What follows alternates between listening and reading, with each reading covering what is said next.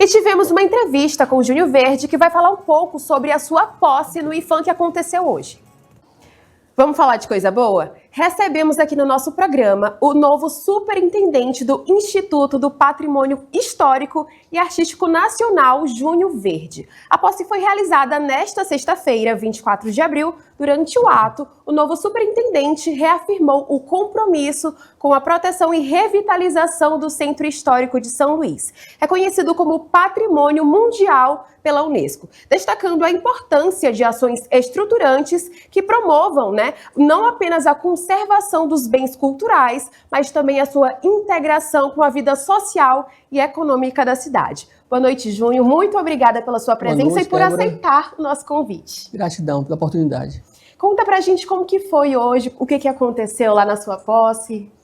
Então, nós estamos assumindo hoje a responsabilidade, o compromisso de desenvolver iniciativas que possam fortalecer ainda mais o que nós temos como acervo arquitetônico, não só da parte material, como também a parte imaterial, que são as manifestações culturais, desde o meu boi, o tambor de crioula, enfim. Vamos cuidar bem através desse importante instituto, que é o IFAM, que é o Instituto de Patrimônio Artístico Nacional, e nós precisamos entender que para cuidar do patrimônio, nós precisamos, acima de tudo, cuidar das pessoas que ali vivem, que ali trabalham, e ter aquele espaço como um ambiente que possa agregar valor ao turismo, aos investimentos necessários que possam realmente fortalecer, não só na parte de melhoria dos bens tombados, do patrimônio que nós temos, dos casarões antigos, da conservação desses importantes instrumentos que realmente mostram a nossa história, a riqueza da nossa história, porque nós temos o maior acervo da América Latina no que se refere à questão desses empreendimentos que são históricos, que estão ali concentrados principalmente no centro de São Luís e que nós precisamos conservar, mas conservar com essa perspectiva de poder ali gerar emprego, gerar renda e poder ser um atrativo ainda mais para o nosso turismo aqui, fomentando realmente a economia do nosso estado. E, Júnior, como que você vai fazer para equilibrar e preservar a preservação rigorosa do centro histórico com a integração à vida social e econômica da cidade? Claro que nós entendemos que existe todo um conjunto técnico que é preciso ser formalizado, desde os projetos, do banco de projetos que a gente tem que ter, porque as reformas, elas não só são significativas com relação às fachadas dos edifícios, mas as obras estruturantes, para evitar que justamente esses edifícios, esses casarões, eles possam ruir, eles possam desabar, como a gente tem vários exemplos ao longo da história. Então nós precisamos entender que tem que haver uma política permanente de manutenção, esse é o nosso desejo, e é claro que nós vamos buscar as parcerias necessárias. Hoje, para você ter uma ideia, Débora, nós temos em torno de 63,9 milhões de reais investidos através do novo PAC, do governo federal, investindo no Centro Histórico de São Luís. São 10 imóveis que vão ser restaurados. Temos também casarões que estão sendo desenvolvidas ações de restauração com o governo do estado do Maranhão. São 8 imóveis no Centro Histórico, desde igrejas históricas, como a Igreja de Santana, a Igreja de São João, enfim, alguns sobrados também, Então, é um volume significativo, é um dos maiores volumes de recursos aplicados na preservação do nosso patrimônio.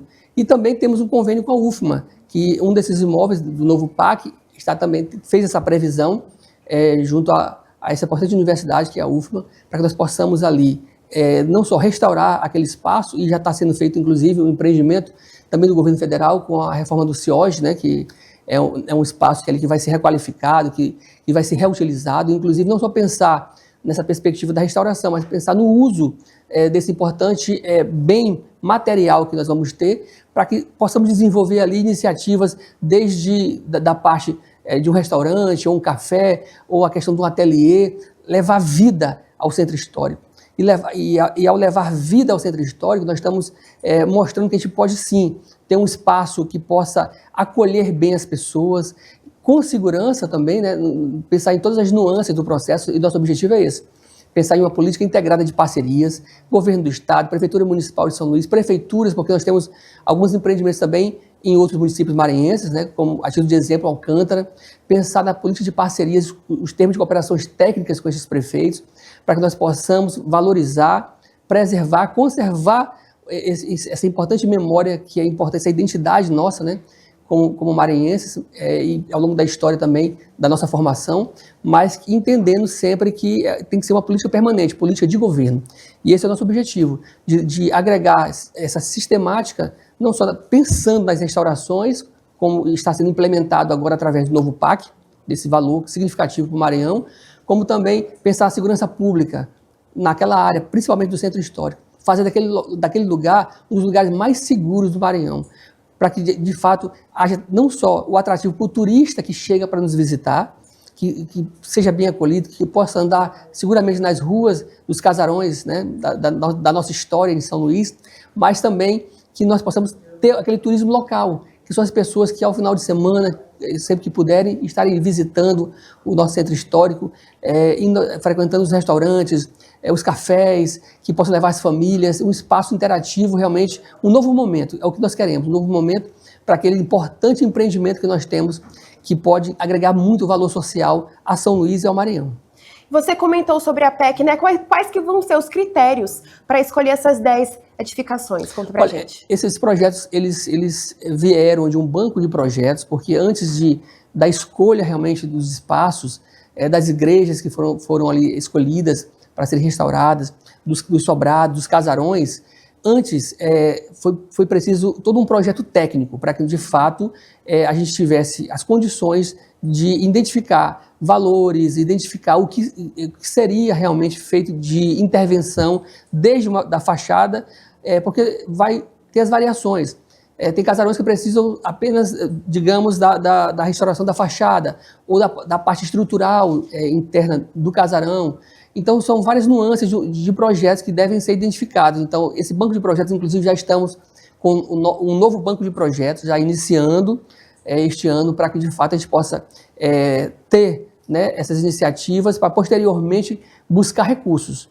Porque esses que já estão sendo implementados, em parceria com o Governo do Estado, Prefeitura de São Luís e UFMA, já vieram desse banco de projetos, dessa identificação de necessidades. Então, a princípio, é identificar as necessidades e, posteriormente, nós procedermos, né, a captação de recursos do governo federal, inclusive também buscando parcerias com a iniciativa pública, com a iniciativa privada, né, que também é importantíssima aqui destacar para você, porque do que nós temos, do acervo arquitetônico que nós temos, em torno de 1.400, que já é inclusive reconhecido, você citou ainda há pouco a Unesco, né, que reconhece como patrimônio da humanidade. Então, desse reconhecimento, boa parte dos imóveis são de particulares, são privados. Então, qual é o nosso papel? É de interlocução, é convidar esses proprietários para que nós possamos identificar as necessidades, buscar essa preservação de forma conjunta.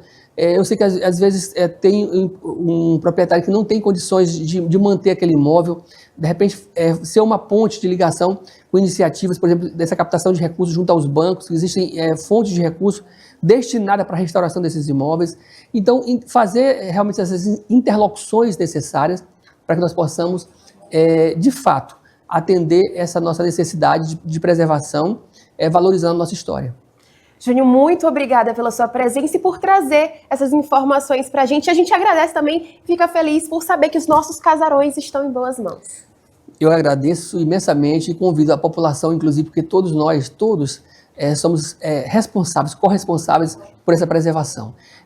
A preservação, às vezes, simples, do ato de não jogar um papel na rua, do ato de não pinchar esse nosso patrimônio, de preservar, sabe, de cuidar. Eu acho que é uma responsabilidade de todos nós. E nós, como poder público, somos conscientes que nós precisamos fazer o nosso papel, cumprir o nosso papel.